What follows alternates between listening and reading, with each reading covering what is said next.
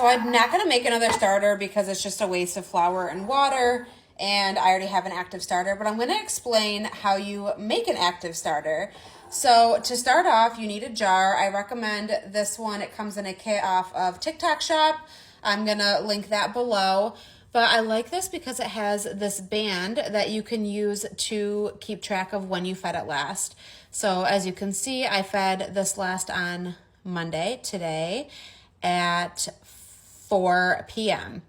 So this makes it easy so you don't have to try to remember when you fed it, when it needs to be fed.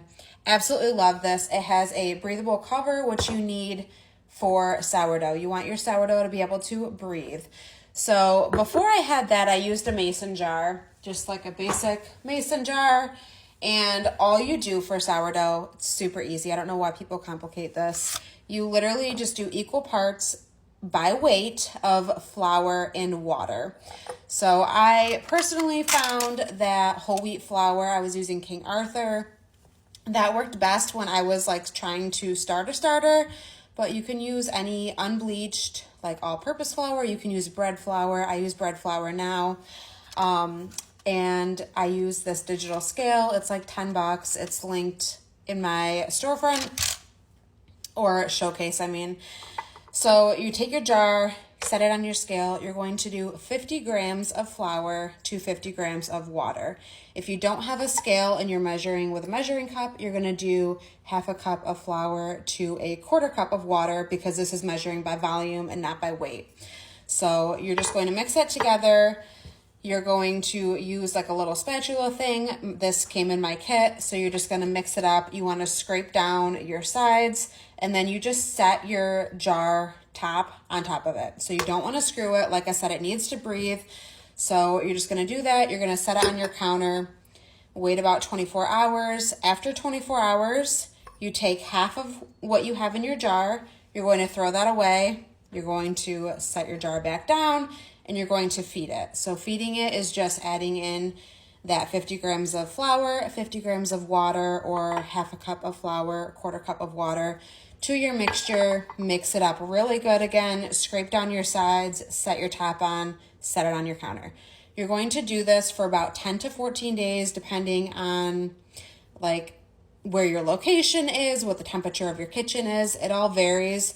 At first, you might notice it gets super bubbly. It's getting rid of the bad bacteria. Other days, it might do nothing. That's totally normal. It's going to vary a lot, but just stick it out for like 10 to 14 days. After that time frame, it should be consistently doubling in size. So like this is mine currently. I fed this about 4 o'clock on Monday, like 4 p.m. It's been about 5 hours and you can see like below, it was below the line. Now we are way past it. We've more than doubled in size. So this is active. This is ready to use. It is established, but you need to wait at least 10 days before you start baking with it.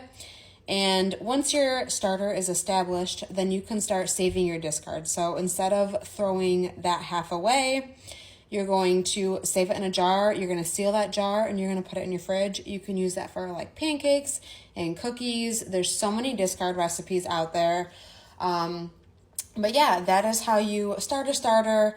Don't get intimidated by it. It's super easy. There's no need to complicate it.